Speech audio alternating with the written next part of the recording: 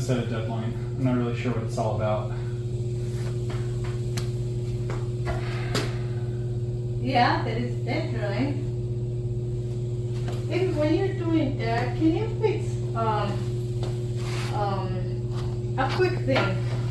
So we want one this size. Yeah. So it's about 10 inches and about the same across and everything. Yeah, it can be. Yeah, so that's the one. The height like that, but it comes like this. Oh, this style. Yeah, see that's how? So we're gonna copycat someone. Yeah, just copy the. Is that- That's why I say it's quick. Is that honest? Yes, it's totally honest. How big across does it need to be? No, come here. This one's 12 inches. 12 inches. This one here. So is it for this pot? That's kind of the same size. And how long is it gonna I'll get it done today. take? You see that one? For this one here? Oh, so this one is hard to measure it very well. I'm gonna go 12 inches across and we'll make it come up, we'll say 7 inches. And then it'll stretch down a bit. Okay, I can make something like that. All right, the boss commissioned a pot holder, but I don't want to do exactly the same thing. I don't want to copy that hard. So what I had envisioned is the pot comes in and rests on top of those slats. So that's, I think, what I'm going to build. So it's 12 of 12 by 1 by 1. That's pretty simple. Now the next question is, what's the joint going to be? The joint style is going to kind of dictate everything else. So I should be able to do some lap joints pretty easy. Now, it's best if I can cut them all exactly the same, so any piece is exchangeable with any other piece. One end will come like this. The other end, if I did it, so what if I did it like this? And then so if I do this, the problem is, okay, I know I've seen this before, so I think I figured it out.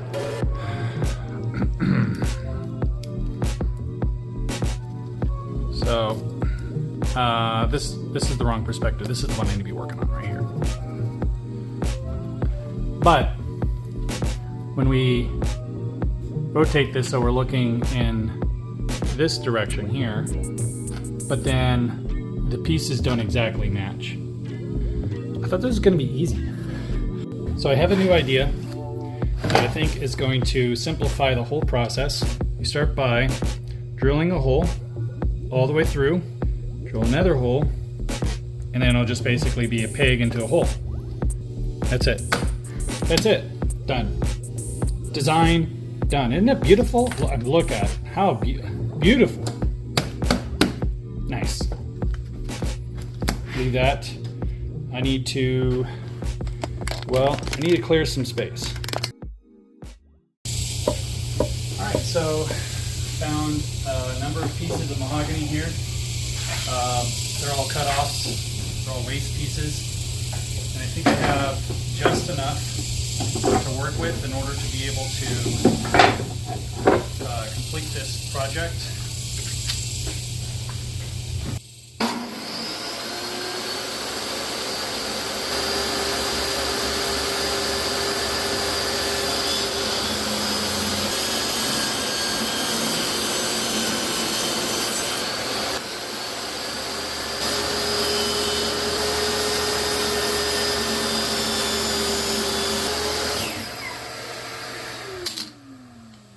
So first off,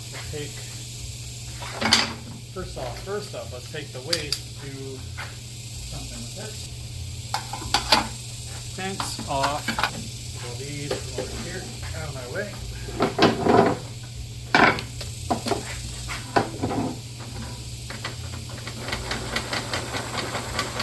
Need to switch blades again.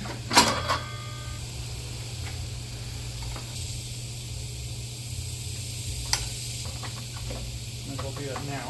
Yeah. Be a little bit more careful when I put this away. Remembering again the cut direction.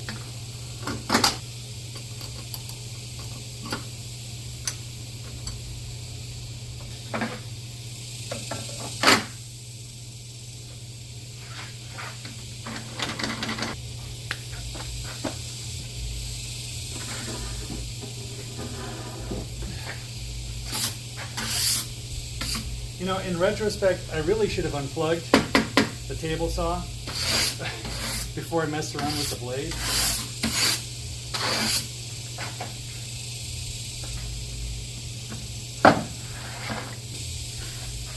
Now, we set up a guide.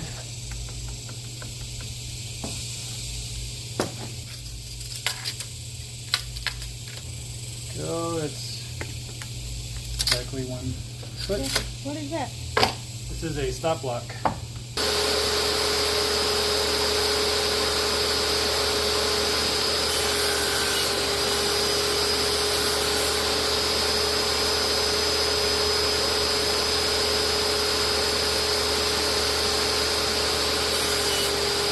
So we lay this out.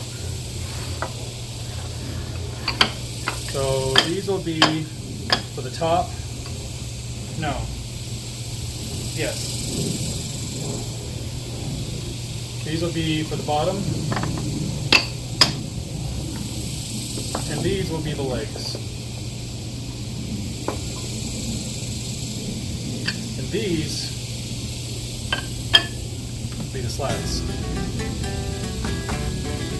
So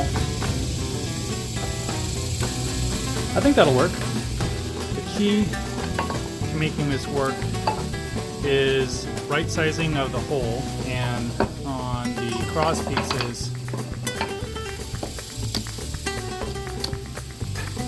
it'll stay. It would just be easier if all of the cross pieces were a 1/2 inch thick, and then that way when I'm cutting the I guess you call it mortise and tenon, there'll be one setup for every single cross piece. I was measuring from this part of the kerf here, which would mean when I put my piece in, it'll be an extra kerf length wide. So I need to measure from this side of the kerf to get to my 13/16, and then my kerf will actually be correct. Next, I am using a 5/16 drill bit. So this is 13/16 wide. And to get to 5/16, I need to take off 8/16. Of course, I want it to be centered. That means taking 4 off here, 4 off there. So that means the blade height needs to be 4/16. I want to double check that with my calipers.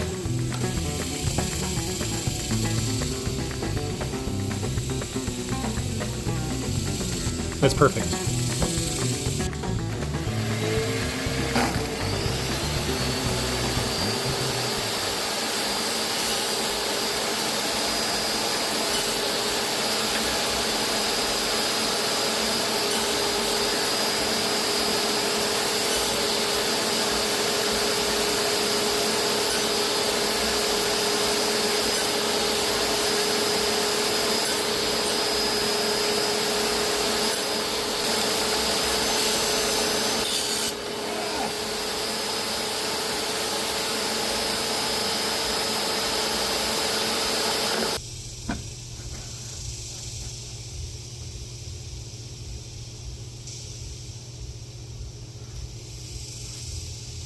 Make this a little bit easier.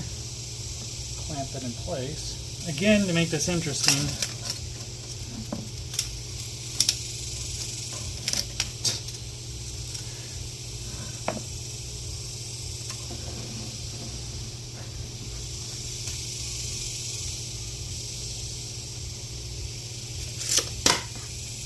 right here.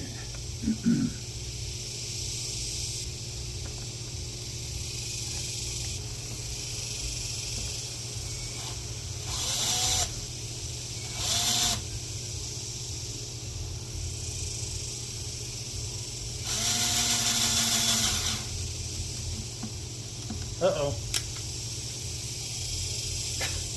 died on me. Let me get this charging.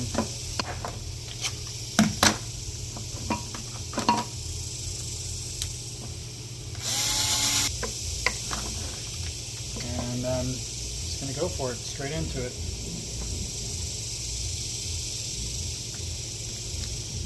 Oh, I'm plugging the battery.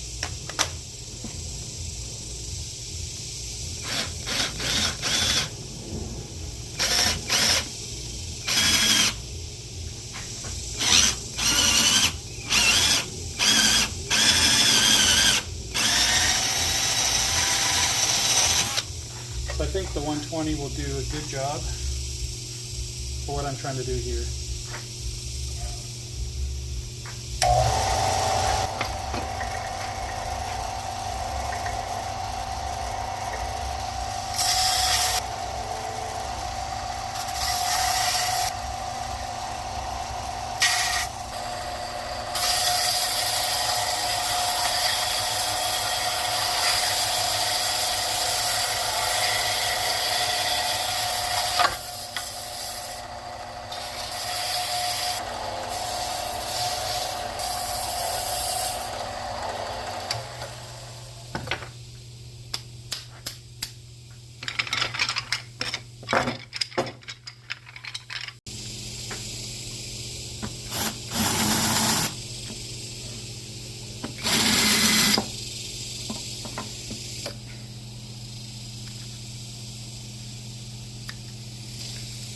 Well, I won't pretend that it's going super well. Have you ever wondered, how do you fit a square peg into a round hole? Well, some people might say you should adapt, that maybe you should look for something else. I don't know. I'm kind of proactive, almost to a fault, and things don't really fit. I just make them fit, just like that. And you can see it's a good tight joint. So tight I can't even pull it out without clamping it down.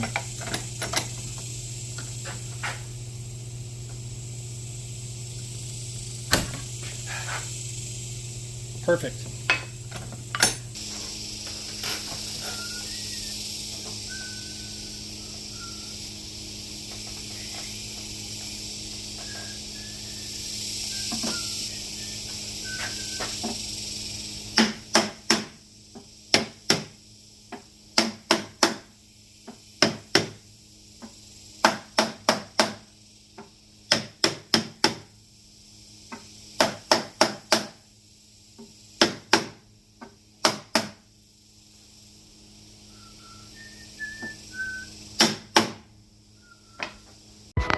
Moment of truth.